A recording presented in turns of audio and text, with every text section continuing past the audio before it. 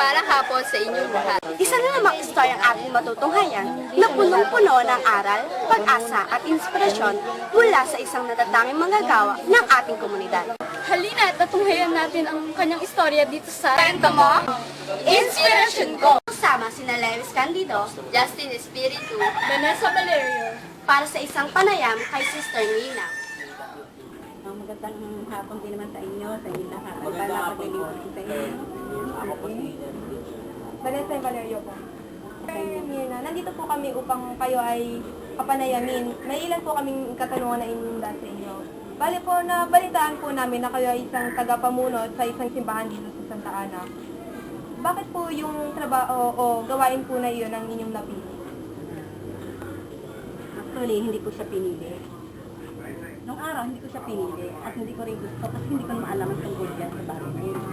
Kaya lang, meron akong kapatid sa abroad na siyang nagtulak sa akin. Hiningan niya ako ng tulong kasi inilit sa kanya ng Panginoon Diyos ang gawain to na pinakita sa kanya ang pangangailangan ng mga bata. Lahat ng pangangailangan ng mga bata, unang-una sa lahat, yung Word of God na maitanong sa mga bata. Paano niya maisasakat na parang gawain mo kung nasa abroad siya? Kaya bilang kapatid niya, hiningan niya ako ng tulong. Almost 3 years akong pinausap sa telephone. Talagang gumagastos siya para lang ako hikayatin sa pagkagawain nito.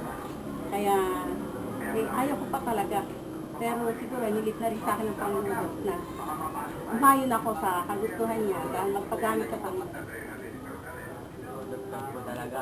Talaga umalam ko. Kasi siyempre, tumataas yung antas ko sa pananampalataya sa Panginoon Diyos. Nakakilala ko siya ng buhay. At yung niyatan niya sa akin, na maisakatuparan para patuloy na magbigay kami sa mga bata na ipaliwanag na maging gabay nila sa kanilang paglaki. Mga karaniwang sumili yung nakakaharap ko.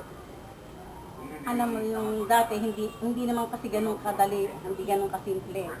Yung pag-invite mo lang sa mga bata, napakahirap din nun eh. Tsaka syempre, iisipin ng mga magulang, ano ba itong mga pinagagawa ni Tita? Ini-invite ko sila. Ano ba, paano pa pag-i-invite? Napakahirap mag-invite, pero sa pag-i-invite, andun yun na ang kasidhian ko na makatawag sa mga bata para magpunta sila dito, maturuan ng mga bukod at maitanim sa kanilang isipan para maging gabay sa kanilang paglaki. Andun lahat, yung sasabihin ng magulang, sasabihin ng mga ibang tao na ano yung ginagawa ko. Hindi nila alam na ito ay iniatak sa amin ng Panginoon Diyos, inilig sa amin para makapaglingkod sa Kanya para sa mga bata na matamnan ng buhay. Ano po yung pinakamahirap na problema po na inyong araw sa gawain po?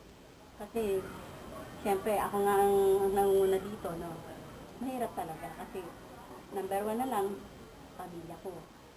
Kasi ang talagang una nakakilala dito, ako, pangalawa kong kapatid ko. Etong ang anak ko, mahirap kumilos nang hindi lahat kami nakakilala sa Panginoon. Nakakakilala sila, kaya lang, iba yung talagang tinanggap mo ang Panginoon sa buhay mo. Tinanggap mo yung trabahong ito, tinanggap ko. Sila hindi nila alam yung ginagawa ko. Akala nila, kaartehan ko lang yan, o akala nila kung ano-ano lang yan, pero hindi nila alam para sa Panginoon Diyos. Kasi nilikha tayo ng Panginoon Diyos hindi para sa ating sarili lamang, kundi para sa kapakanan ng ating kapwa. It sa lahat, magsimula tayo sa mga bata. Kasi yung mga bata niyan, lalaki yan. Hindi ba ang kasabihan, ang mga bata, ang pag-asa ng bayan? Kaya maliit pa, maganda yung natatamnan sila ng Word of God. Nakikilala nila ang Panginoon Diyos. Tiwala lang po. Talaga magtitiwala. Yun lang talaga ang, kung di ka magtitiwala sa Panginoon Diyos, hindi ka makakakilos kung hindi ka magtitiwala. Talagang kakapit ka sa Kanya. Magtitiwala ka, gagabayan ka niya sa lahat ng mga nangyayari sa buhay mo. Sa ginagawa ko sa mga batang to, hindi lang sa mga batang to, ito na kayo, malalaki na kayo, diba? Yan, andyan ang lahat ng ano. Andyan ang hirap. Sacrifice talaga. Hindi ka pwedeng maglilingkod ka na lang na wala kang pagdadaanan. Talagang magdadaan at magdadaan ka sa hirap. Pero pag katapos nun, makikita mo naman eh. Kasi nakita ko na yung pinaghirapan namin, itong mga kabataan na to. Lalo na yung wala dito yung isang kapatid ng isang ano namin. Nag-aaral na siya ng passport. Ang church namin na nagpapaaral ng passport para sa ganon, talagang meron kami nakalana pastor na dito. Yan maliit pa siya. Since 2002, na andito na yan. Nag-umpisa kami sa Bible study ng mga bata. Ano na namin niya, attendees yung bata niya. Pero tingnan mo siya ngayon, malaki na. Pinag-aaral namin ng pagpapastor sa Bible study.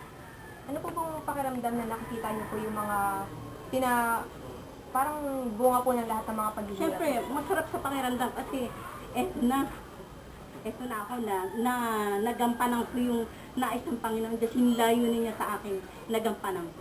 Masarap yung dami sa sarili mo na nakita mo yung katagumpayan dahil kasi nakikita mo yung mga kabataan na to, yung mga kabataan, wala pa rin ibang mga kabataan, nakita mo yung malaking pinagbago nila, hindi sila naging laman ng kalye, kundi talagang lumapit sila sa Panginoon Diyos, lumalaki sila na sa guide ng Panginoon. Isahin niyo po sa amin o huling niyo pong makabilin lalo na sa mga kabataan ngayon.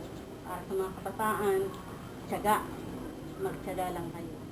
Ang Panginoon Diyos hindi natutulog, nakikita lahat ng tiyaga natin.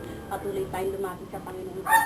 Andyan ang paggabay niya sa atin, lalaki tayong mabubuting tao, lalaki tayo na magiging matagumpay tayo sa lahat ng ating gagawin. Basta patuloy ka lang lalapit sa Panginoon Diyos. Huwag kang kakaliwa, diretso lang sa Panginoon. At ang andyan ang paggabay sa iyo. Maraming salamat po sa Salamat din sa inyo. Maraming salamat po, marami po kami pagbibigay po ng natutunan sa time inyo. sa pag-unlock namin sa inyong pakikita niya. Salamat din makatulong sa inyo. Magandang hapon po.